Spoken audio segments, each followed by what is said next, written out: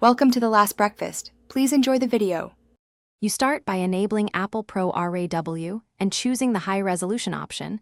This gives you maximum data for editing. Once done, confirm storage and file format so the phone saves. DNG correctly and set your exposure strategy. Short handheld shots use sensor shift stabilization. Longer exposures need a tripod.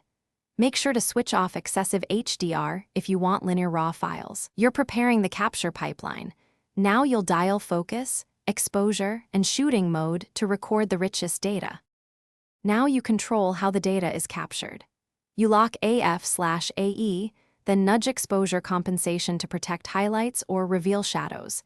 This step matters because RAW won't magically fix clipped highlights.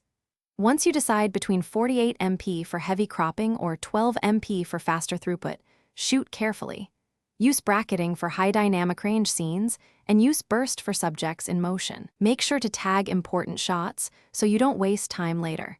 You're building a consistent set of RAW frames ready for editing.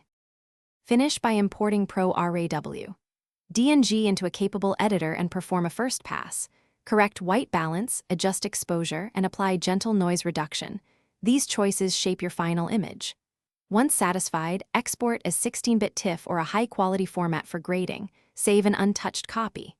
If something goes wrong, files not opening or corrupted, first confirm the file size and free storage, then re-import via files or photos, and finally try a different RAW editor. One troubleshooting tip: corrupted transfers. Thanks for watching. If this was helpful, leave a like and consider subscribing. See you next time.